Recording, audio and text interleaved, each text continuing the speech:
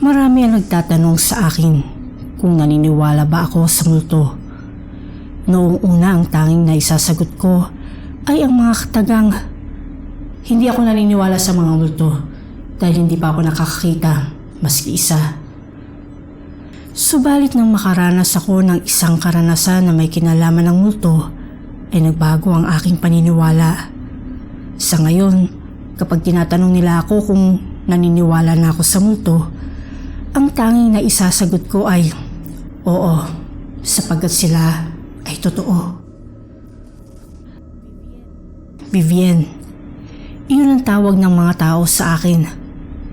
Ang karanasang nais kong isalaysay sa inyo ay nangyari noong nag-aaral pa lamang ako ng kolehiyo. Malayo ang bahay namin sa universidad na pinapasukan ko, kung kaya nagpasya ang aking mga magulang na mag-boarding house na lamang ako. Mas maigi na kasi ang ganon dahil malapit lang naman sa paaralan ang boarding house. Hindi na ako mahihirapan pa sa pagbiyahe papunta ng paaralan at pag-uwi ng bahay. Hindi ko nga lang inaasahan noon na sa boarding house na titirahan ko ay makakakita ko ng multo.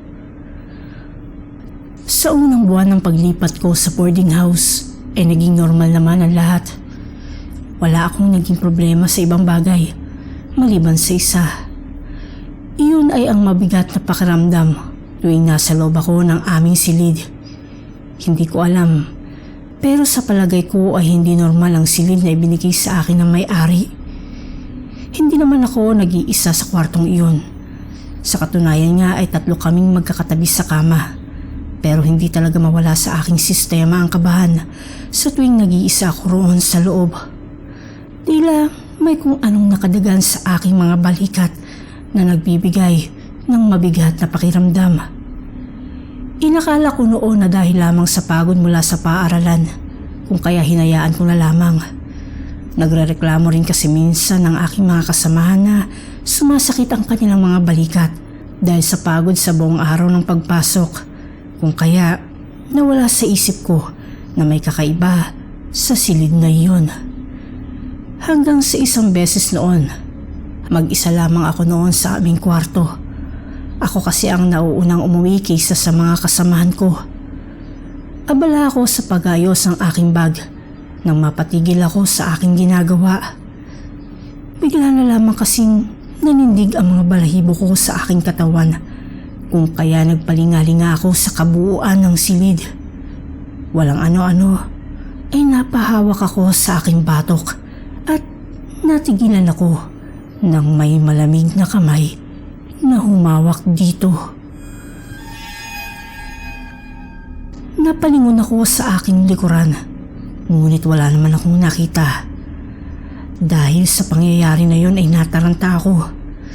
Dali-dali ako sa pagbihis habang palingalinga sa paligid. Magkahalong takot at kaba ang aking naramdaman. Nang matapos ako sa aking pagbibihis ay kinuha ko na ang aking wallet sa loob ng aking bag. Nasa ganong posisyon ako noon nang may muling humawak sa aking likuran. Hindi ko napigilang mapasigaw dahil sa takot. Laking pasalamat ko na lamang dahil nagsalita si Denden na isa sa mga kasamahan ko. Nakahinga ako ng maluwag nang malaman kong siya lamang pala iyon. Tinanong niya ako kung ano ang nangyayari sa akin, pero hindi ako direktang sumagot. Bagkus ay tinanong ko siya. Wala ka bang nararamdaman dito sa kwarto natin?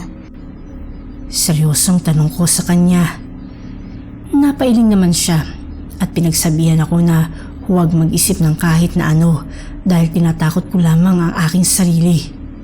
Dahil sa sinabi niya ay tumahimik na lamang ako at hindi na tinuloy ang planong umalis ng kwarto namin. Lumipas ang mga araw at ganon pa rin ang pakiramdam ko sa silid na iyon. Walang pinagbago. Subalit, laking pagtataka ko lang dahil parang wala lang naman iyon sa mga kasamahan ko. Kalaunan ay hindi ko na pinagtuunan ng pansin ang mabigat na pakiramdam tuwing nasa loob ako ng kwartong iyon.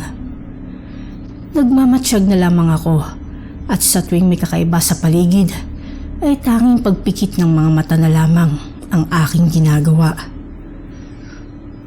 Hanggang sa dumating ang araw, na bigla na lang hindi naging maganda ang pakiramdam ko. Kahit nasa loob pa ako ng kwarto na iyon, ay para akong nakalutang sa ere dahil sa gaan ng aking pakiramdam. Naisip ko noon na baka nag-a-adjust lang ang katawan ko, kaya ganun ang epekto sa akin.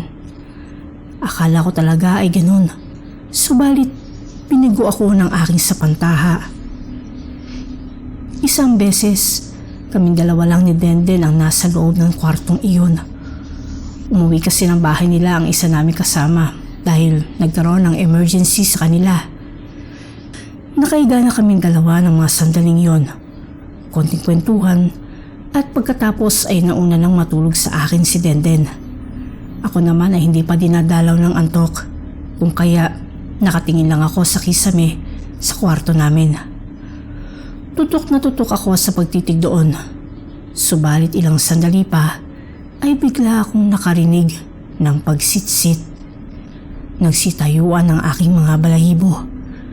Tinignan ko si Denden, ngunit mahimbing na ang tulog nito. Muli akong nakarinig ng pagsitsit, kung kaya napausog na ako kay Denden at napatalukbong ng kumot. Nasa ganong sitwasyon ako nang magsimula akong makarinig ng mahinang pagiyak.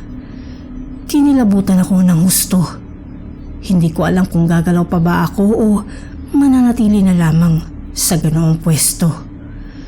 Nakinig pa akong mabuti, ngunit hindi pa rin tumitigil ang pag-iyak.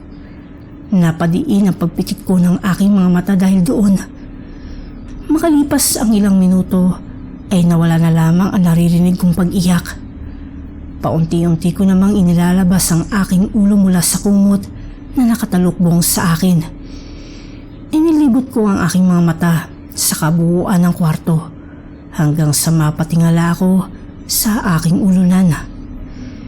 Impit akong napasigaw nang makita ko sa ere ang isang babaeng nakadamit na katulad ng uniforme namin sa paaralan. Napatingin ako sa mahabang buhok na nakatakip sa mukha nito. Ilang sandali pa ay dahan-dahan itong gumalaw, dahilan para unti-unti kong makita ang kanyang mukha. Hindi ko na mapigilan ang mapasigaw ng malakas dahil sa aking nakita. May mga dugong lumalabas sa bibig nito. Puting-puti ang kanyang mukha at kulay ube ang kanyang bibig. Sigaw lang ako ng sigaw noon habang nakapikit hanggang sa naramdaman kong tila may umuyog-yog sa aking katawan. Nang magmulat ako ng aking mga mata ay tumambad si Denden sa aking harapan. Kaagad niya akong niyakap habang nanginginig ang aking buong katawan. Tinanong niya ako kung ano ang nangyayari sa akin at bakit ako napapaungol, ngunit napatingin lamang ako sa kanya. Hindi ako makapaniwala sa sinabi nitong umuungol ako, gayong tila mapapaos na ako sa kasisigaw. Masamang panaginip ba? Nanlaki ang mga mata ko dahil sa naging tanong niya. Hindi agad ako makapagsalita, kung kaya binigyan niya ako ng tubig na natira sa kanyang baunan. Nang mahimasmasa na ikinuwento ko sa kanya ang nangyari. Pagkatapos noon ay pinagsabihan ako nito na huwag nang isipin pa ang aking naging panaginip at magpahinga na lamang ako. Kahit na ganoon ang sinabi niya sa akin, ay hindi ako naniniwalang panaginip lang ang lahat dahil tila totoong-totoo ang aking mga nakita. Hindi na ako nakipag-away sa kanya at sinunod ang sinabi nito na magpahinga na. Binantayan pa ako nito hanggang sa ako ay makatulog. Lumipas ang mga araw. Hindi na muling nangyari sa akin ang bagay na iyon. Laking pasalamat ko naman at pinaniwala ko ang aking sarili na panaginip nga lamang iyon. Isang gabi, 3 na kami noon sa aming kwarto. Maaga kaming natulog noon dahil exam namin kinabukasan. Nasa kalagitnaan na ako noon ng aking pagtulog nang ako ay maalimpungatan.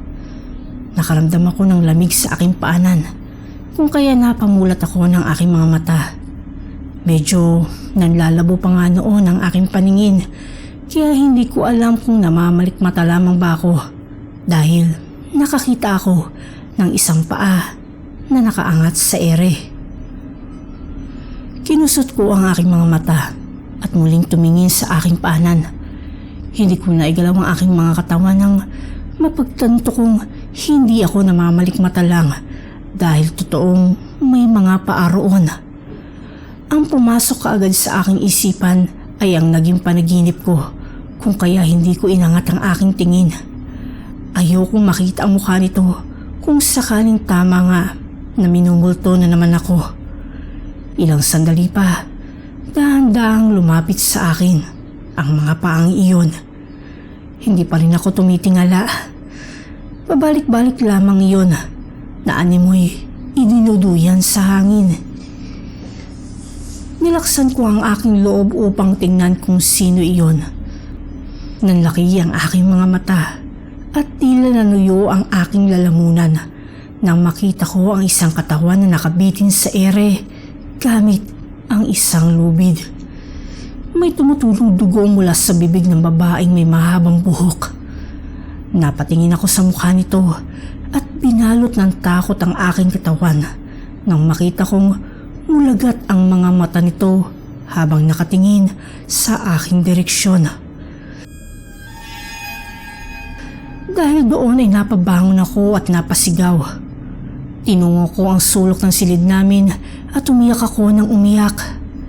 Hindi na ako makatingin sa nakabigting babae dahil sa labis na takot at panginginig. Napapapikit na ako at ilang sandali pa ay ramdam kong may mga kamay na humahaplos sa aking likuran. May naririnig rin akong mga boses na nagtatanong sa akin.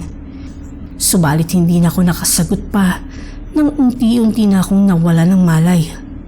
Nagising na lamang ako kinaumagahan. Dahil sa akin ay hindi nakakuha ng pagsusulit ang dalawa kong kasama. Binantayan nila ako dahil mataas daw ang aking lagnat at nagdideliryo pa. Nagpasalamat naman ako sa kanila at humingi ng dispensa. Nang araw na iyon, nag-usap kami tungkol sa nangyari. Sinabi ko sa kanilang may multo ng isang mag-aaral na nagpapakita sa akin. Marahil ay may nangyaring hindi maganda sa silid na yon kung kaya siya nagmumulto. Hindi na namin inalam pa ang tungkol sa nagpakitang multo sa akin. Kinausap ko na lang ang aking mga magulang. Nalilipat na ako ng boarding house. Nang malaman nila ang dahilan, ay pumayag sila kaagad. Maging ang mga kasamahan ko ay lumipat na rin.